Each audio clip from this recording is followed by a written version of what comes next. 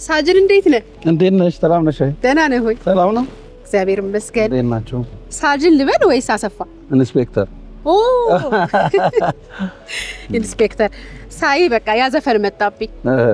በሰላም ወጣችሁ በደህና እንድትገቡ ይመኝላችኋል አሰፋ መዝገቡ። መቼ ነው ይመኝላችኋል ህብረተሰቡ የሚለው ወደ አሰፋ መዝገቡ የተቀየረው? የታላቁ ሩጫ በኢትዮጵያ አሁን ቅርብ ጊዜ ይካሄዳል አይደለ? የመጀመሪያውም በዛ ታላቁ ሩጫ ላይ ነው ይሄ ሩጫ። እኔም አብሬ እየሮጥኩ የመንገድ ደህንነትን መልእክት እያስተላለፍኩ ስለነበረ በዛ ተጀመረ። ከዛ ስቴዲየም ገባ። ከዛ በኋላ አሁን ሁሉም ስቴዲየም ላይ የቡናም የጊዮርጊስም ደጋፊዎች አብሮ ይዘምራሉ ማለት ነው። በተለይ ትራፊክ ሲያዩ ያስታውሳሉ። የሰማው ቀን በጣም የተዝናና ይመስለኛል። ይቅርታ በወሬ ይዤ ሞተርን ሳታጠፋ ይቅርታ። ሬዲዮ ላይ በደንብ እየሰራችሁ ነው? ብዙ እየሰራን ነው። በሳምንት 3 ቀን ሰኞ፣ ሮብ፣ ዓርብ ደግሞ ሰው በሚሰማበት ሰዓት ስለሆነ ጠዋት ከ2 ሰዓት ናይስ እየሰራ ነው። ስፖርት ሰራለህ?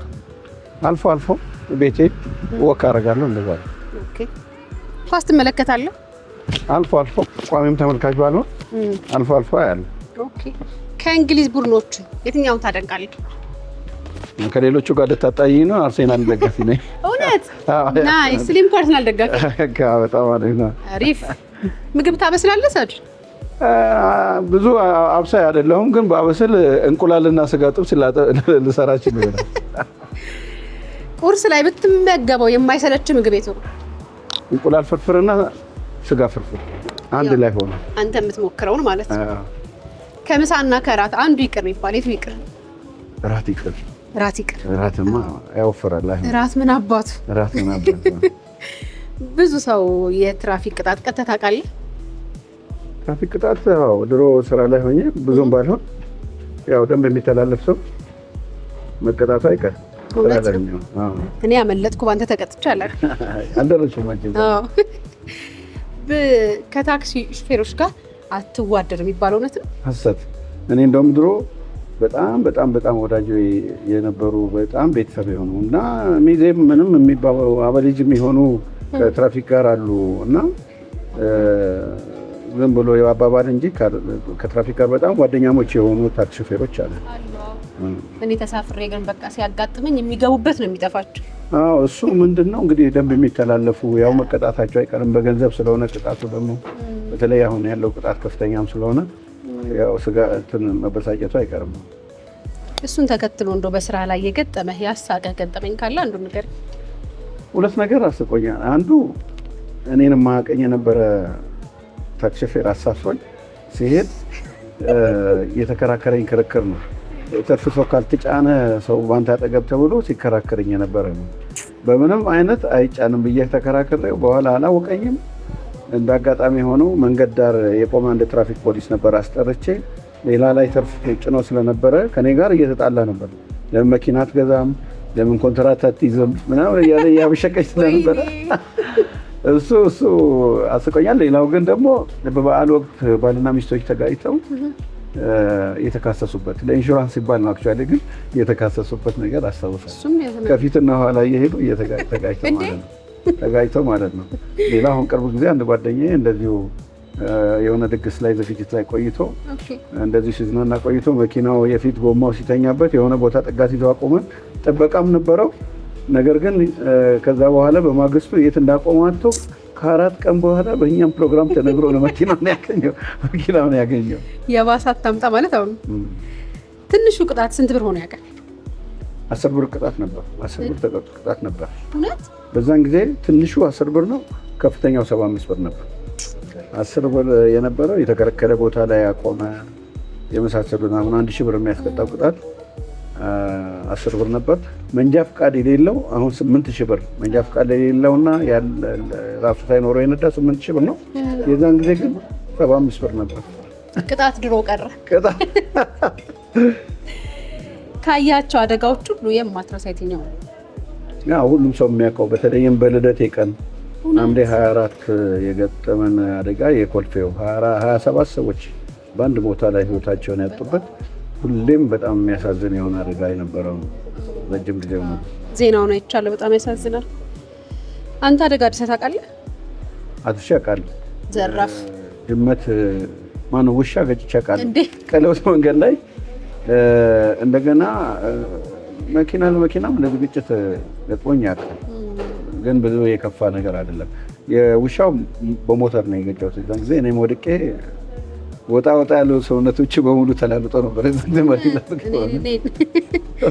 ግን ትራፊክ ቀጥቶ ያውቃል? አይ የለም፣ አላጠፋም ብዬ አስባለሁ። አሁን ብዬ አላጠፋም። እኛም ቆም ብለን አናጠፋም፣ ድንገት ነው። አይ እንደው ቢሆን። እሺ፣ በአሁኑ ሰዓት የሚዲያ ሰው ነህ ወይስ የትራፊክ ፖሊስ? አይ ሁለቱም ማለት ይቻላል። የትራፊክ ፖሊስ አይደለሁም በእርግጥ ከስራ ለቅቄያለሁ። ግን የትራፊክ ስርዓት ሲጣስ ዝም ስለማለት ማኪያቶ ልጠጣ ማኪያቶ ልጠጣ፣ ደንብ ሲተላለፉ ዝም ብዬ አላልፍም እና ወይ ያስጠነቅቃሉ በቃሌ ወይም ደግሞ የሆነ ሰሌዳው እንዲተላለፍ አድርጋለሁ።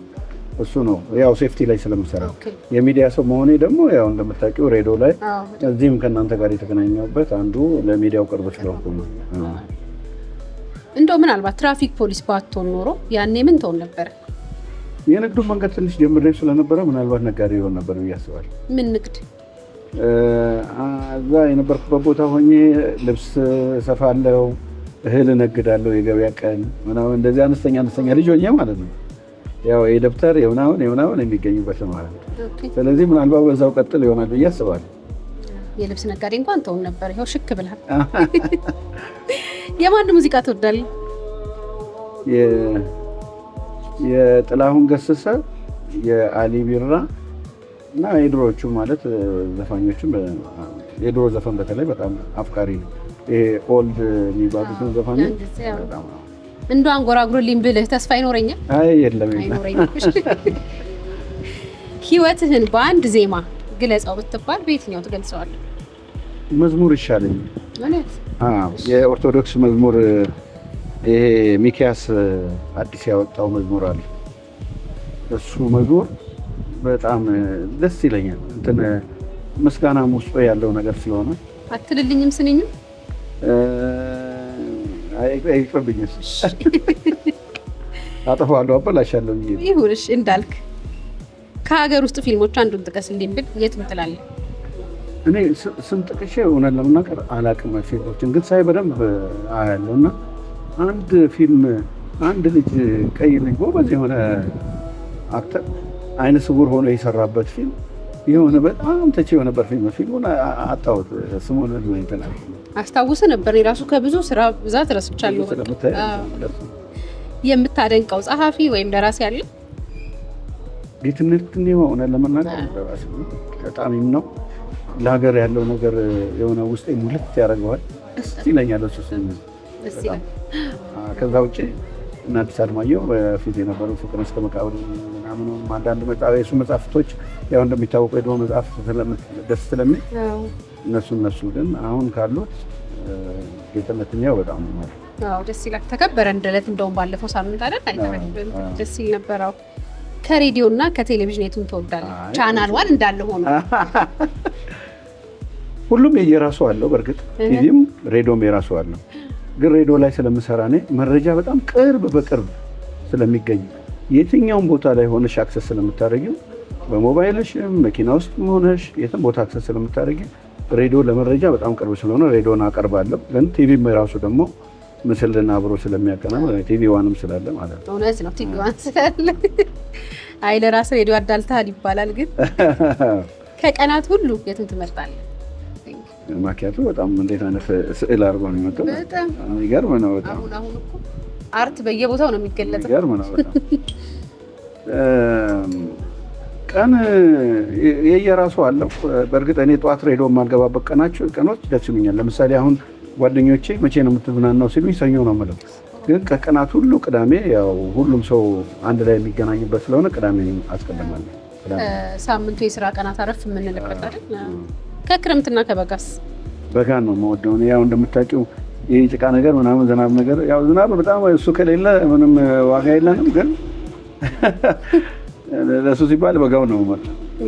ከወራት ብትኝ ደግሞ ጥቅምትና መስከረም ነው። አዎ ደስ ይላል አይደል? ጸደይ ምናምን አዲስ በተለይ ከከተማ ወጣ ስትይ በጣም ደስ ይላል። በጣም የለበስከው ያምርብሃል። ግን በጣም የምትወደው አለባበስ ምን አይነት? ካዥዋል የሆነ በጣም ጥንቅቅ ያላለ ግን ኖርማል የሆነ በተለይ ቢሮ ማንገባበት ምናምን ከሆነ በቲሸርቶች ምናምን ሲል ነው ደስ የሚለው። ኦኬ።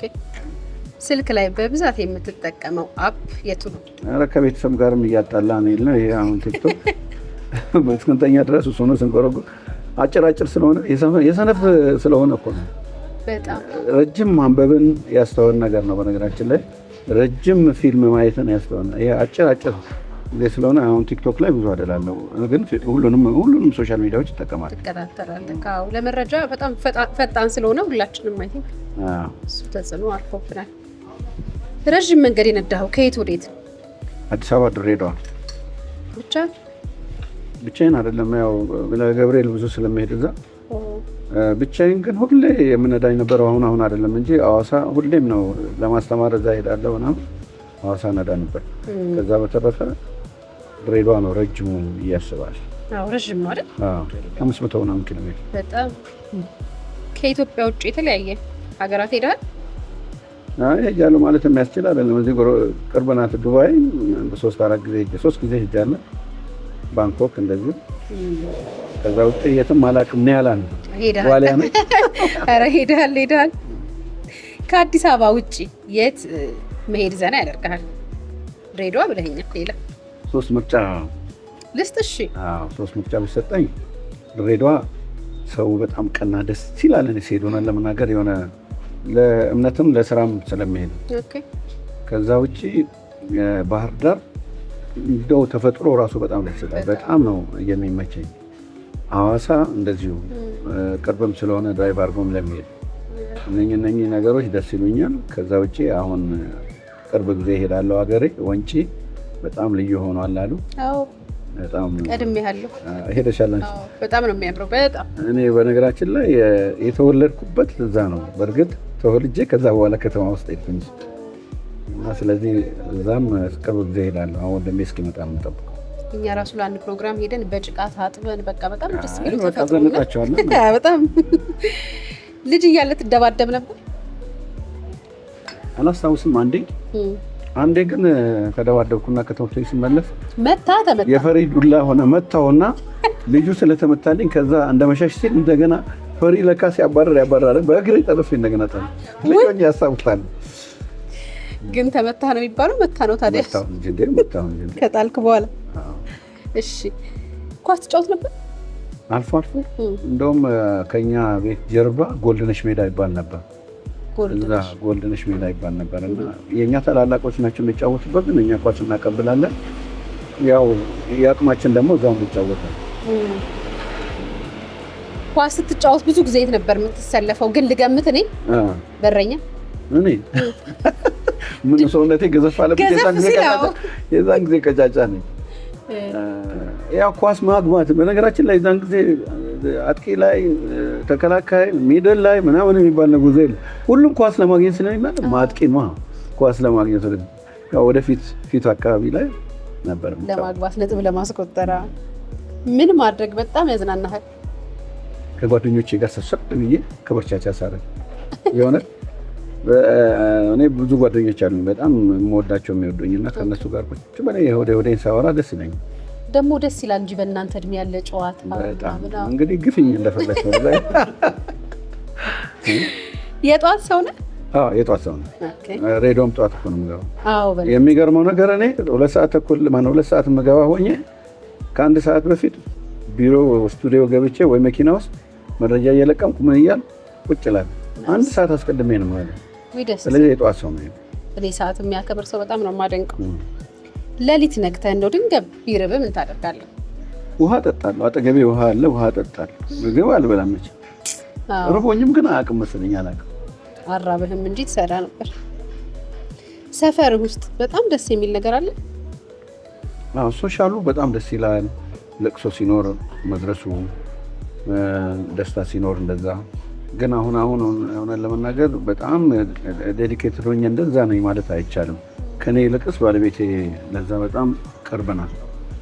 ግን ያው ሶሻል ነገሩ ይሄ ሰው መረባረቡ ማለቱ በተለይ አሁን ቅርብ ጊዜ እኔ የምጦራቸው ሰው ሞቶ የነበረው እንትን በጣም በጣም ደስ ይላል እና የሶሻል ነገሩ በጣም ደስ ይላል። እኔ በጣም እቀናለሁ ብታይ፣ እኛ ሰፈር እንደዛ የሚባል ነገር የለም። አይ እኛ አድራለን ምን አለ ሁሉ ነገር አለ። እንሙት እንኑር ቼክ የሚያደርገን የለብና ወይኔ ምን አይነት ሰፈር በጣም በነገራችን ላይ በጣም የሚያስፈልግ ነገር በጣም። ስለዚህ ለጎረቤቶች ቅርብ ነው። ናይስ። የድሮ ጉርብትና አሁን እየጠፋ ነው ብዬ ነው የጠየቅኩህ። እንዳልኩህ እኔ በጣም እናደዳለሁ። ሰርግ ተደግሶ ላንጠራ እንችላለን። ለቅሶ እኛ ገፍተን ካልሄድን በቃ በእርግጥ ለቅሶ በግብዣ አይሆንም፣ ግን ዝም እንባባላለን። እስቲ እኛ እንሂድ ብለን እንሄዳለንና በጣም ይገርምሻል። የድሮ ጉርብትና በጣም ልዩነቱን ለመግለጽ ያህል በደንብ ሰው ሊገባው የሚችለው ብዬ ያስባለሁ። እኔ በተወለድኩበት አካባቢ የነበረው ለበዓል እንኳን የድግስ ለምሳሌ ፋሲካ አንደኛውን ዓመት እኛ ቤት ከተፈሰገ አንደኛውን ዓመት ሌላኛው ቤት ይፈሰጋል። ከዛ እሱ ብቻ አይደለም፣ ልጆች የትኛው ቤት ገቡ የትኛው ቤት ወጡ የሚል ነገር የለም።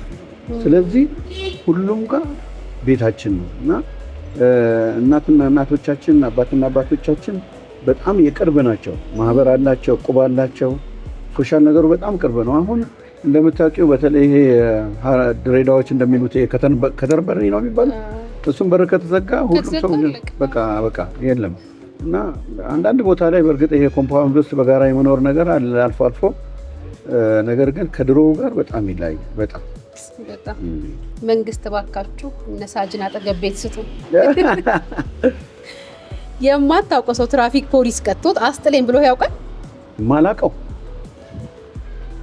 ማላውቀው አሁን በሬዲዮ ላይ ብዙ ማላውቃቸው ሰዎች ናቸው ጠቆ እንደዚህ ሆንኩ እንደዚህ ገጠመኝ እንደዚህ ምናምን የሚሉ ማላውቃቸው ሰዎች ናቸው። ግን አስጥለን ብሎ የማያውቁ ሰዎች የመጡ አላስታውስም። የሚያውቁኝ ሰዎች ግን ያው ይደውላሉ። ከዚህ በኋላ እኔም ተሰላፊ ነኝ። እሺ ግን መከበር አለበት ብዬ ከማምን አንዱ ሰው ነው። እውነት ነው። አይጥል ቅጣቱን አቅልሉልን ነው እንጂ ይከበር። ምን አይነት ሰው አይመችም? አኩራፊ ሰው አይመችም።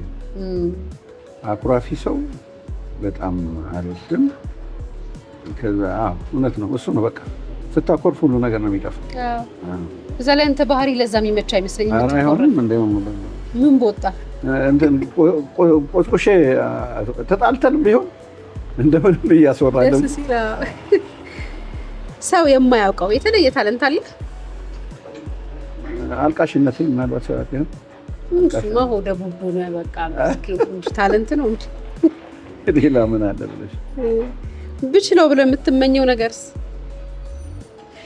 አሁን ቅርብ ጊዜ አይደለም ለነገሩ ለመማርም ፈልጌ ነበር። እዚህ ኬኬር ህንፃ ግን አንድ አስፋው የሚባል ጓደኛዬ አስገባሃለሁ ብሎኝ ነበር። ኪቦርድ ብጫወት ቤቴ ቁጭ ብዬ ዋይን እየጠጣ አሁን እድሜ እየደረሰ አይደለ? በጣም ዋይን እየጠጣ ኪቦርድ እየተጫወትኩ ትዝታን እያደረኩ ማዳሙን ቁጭ አድርጌ ታዲያ አረፈደም እኮ እንግዲህ እሞክራለሁ። እኔ ራሱ ዳንስ ይኸው በቃ ካረጀው በኋላ ለማመድ ደፋ ቀና እያልኩ ነው። ስለዚህ ብራቮ። እሱ እንኳን ለስፖርትም ነው። የ18 ዓመቱን አሰፋ ብታገኘው ምን ብለህ ትመክረው ነበር? ትራፊክ ፖሊስ ሁን ትለው ነው አልለውም። እውነት ለመናገር አሁን የደረስኩበት በጣም ደስ የሚል ቦታ ነው የደረስኩት። ሁሉ ነገር በጣም ጥሩ ሆኖ የተሟላ ህይወት የምኖርበት ነው። ግን ቻሌንጁን ያለፍኩበት ቻሌንጅ በጣም ከባድ ስለነበረ እኔ በመሆኔ ነው እና እግዚአብሔሩ ከኔ ጋር ስለሆነ እሱ ስለረዳኝ ነው የደረስኩት እንጂ ቻሌንጁ በጣም ከባድ ስለነበረ ሁን አልለው። ይልቁንስ ቢሆን ነጋዴ ቢሆን ነበር ማለት። አሁን ደግሞ ነጋዴዎች አንዳንዶቹ እንትን እያሉ ስለሆነ አላውቅም እንጂ መሆኑ አይቀር ይሆናል። እኔ ግን መጽሐፍ አለበት ብዬ እመኛለሁ። አዎ የማይቀር ነገር ነው። ብዙ የህይወት ገጠመኞች ያሉ ውጣ ውረዱ ብዙ ያለፈበት፣ በተለይም እንደኔ አይነት የሆነ ሰው ቤተሰቡ በጊዜ ህይወቱ ያለፈና በቻሌንጆች ውስጥ ያለፈ ሰው ብዙ አስተማሪ የሆኑ ነገሮችን ጠንካራ የሆኑ በተለይ ለወጣቶች ጠንካራ የሆኑ ነገሮችን የሚያስተላልፍ መልዕክት ስለሆነ እኔም አስቤያለሁ። በእርግጥ ከሙያዬ ጋር ተያይዞ የማስተማሪያ ሲዲ እና ዲቪዲ ለመጀመሪያ ጊዜ በሶፍትዌር እና በእንትን ሰዎች እንዲያውቁ ያደረኩት እኔ ነኝ። ያው መጀመሪያ እና አንቺም መንጃ ፈቃድ ስታወጪ እርግጠኛ ነኝ አዎ በደንብ ተመረሽበት። ከዛ ውጭ ግን የህይወት ታሪኬንና ከሱ ጋር ገጠመኞቹን አይቀርም መጽሐፍ። ጊዜ ብትሰጠው ጥሩ ነው። ስለ ቤተሰብ ንገረኝ። እግዚአብሔር የተመሰገነ ይሁን። በጣም ጥሩ ቤተሰብ ነው ያለኝ። በጣም ደስ የሚል ቤተሰብ። ልጆቼ የራሳቸውን ችለው ከአንዱ በስተቀረ ራሳቸውን ችለው ትዳር ይዘው ልጆች ወልዶ እያሳደጉ ያሉ በጣም ጥሩ ትዳር ያላቸው። እንደገና በእኛም ቤት ደግሞ እኛ ቤት ሁሌ ደስታ ያለበት፣ በተለይ በበዓል ጊዜ ሁሉም ቤት እንደኔ ቤት ቢሆን እላለሁ። ምክንያቱም ቤተሰብ ተሰባስቦ ወንድሞቼ፣ ልጆቼ ተሰባስቦ አንድ ላይ የምናሳለፍበት ስለሆነ በጣም ደስ የሚል ደስታ የሞላበት ህይወት ነው ያለው። እግዚአብሔር ይመስገን፣ ደስ ይላል። አያት ሆነሃል? አዎ ይመስገን ይመስገን ይመስገን። በጎ አድራጎት ላይ እንዴት ነህ? ያን ያህል ራሴ ነው ባላመጻድቅ፣ ግን አንደኛ ወደ ቡቡ ነኝ ሆነ ለመናገር የተቸገረን ሰው አሁን አንዳንድ ቲክቶክ ላይ የሚሰሩ ገጠር ላይ ሄዶ እናቶችን አባቶችን የሚጠይቁ የተቸገሩትን ሰዎች የሚጠይቁትን ሰዎች ላይ ምን ነው እዛ ቦታ ላይ በሆንኩኝ ይላል እና እሱ ደስ ይለኛል። እና ገርጌስኖን ብትይ እዛ ፊት ለፊት ላይ እኔ ፎቶም አለ እና እዛ ኮሚቴም ውስጥ ሆኜ የተወሰነ ጊዜ ሰርቻለሁ። ግን እኔ ስራዬ በጣም ስለተጨናነቀ አብሬ መዝለቅ አልቻልኩም። አሁንም ቢሆን ግን ከውጭ የሚመጡ ሰዎች ሲኖሩ እኔ አቅሜን የፈቅደውን ሄጄ እጠይቃለሁ እና እሱ ሁሉም ሰው ቢሳተፍ ጥሩ። አዎ በጣም ጥሩ። የአቅማችንን ያህል ሁሉም ሰው ቢሳተፍ ጥሩ ነው። ሁላችንም የራሳችንን አስተዋጽኦ ብናደርግ የተሻሉ ነገሮች ይመጣሉ። በጣም ደስ ይላል። ለኢትዮጵያ ምን ትመኝላታለህ ሳጅ? ወይ ኢትዮጵያን እንደኔ የሚወዳት ያለ አይመስለኝም። ሁሉም ሰው ነው የሚወዳት ኢትዮጵያን። ግን ኢትዮጵያ ሰላሟ ጥግ ድረስ ሆኖ ህዝቦቿ የማይቸገሩባት ተዋዶ የሚኖሩባት ከጥግ ጥግ ከጠዋት እስከ ማታ እንደፈለግን ሄደን ዞረን የምንጠያየቅበት ያላለቀ ባህል ብዙ ያለን እሱን የምናይበት ሰላሟ ትርፍርፍ የሚልበት ኢትዮጵያ እንድትሆን ነው። አሜን። በተለይ ደግሞ ከአደጋ የጸዳች ከትራፊክ አደጋ ነው። እሱማ ጠዋት ማታ የምጮህበት ጉዳይ ይመኝላችኋል። የምጮህበት ነገር ነው። ከዚህ በኋላ ቀንህ ምን ይመስላል? አሁን እንግዲህ ይህን ጨረስኩ። ጠዋት ሌላ ስራ ነበረኝ። አሁን ይህን ጨረስኩ። ከዚህ በኋላ አንድ ትራንስፖርት ሚኒስትር አንድ ቀጠሮ አለኝ። እዛ ሄዳለሁ ማለት ነው። ይሄ ትራንስፖርት ነገር አይለቅህም? አዎ፣ ምክንያቱም ያው አውቶ ሴፍቲ አይደለኝ ፕሮግራም፣ ስለ ሴፍቲ ነው የምናወራው። አውቶ ሴፍቲ ነው እኛ ፕሮግራም እና አይለቀንም። ያው ከነሱ ጋር ብዙ እሰራለሁ። የትራፊክ ህጉን ምኑን ጥናቶች ሲኖሩ እኔም ያሳትፉኛል፣ እኔም አብሬ እሳተፋለሁ። በጣም እገዛም እያደረጉ ስለሆነ ከነሱ ጋር አልለያየም። ስለሰጠህን ጊዜ በጣም እናመሰግናለን።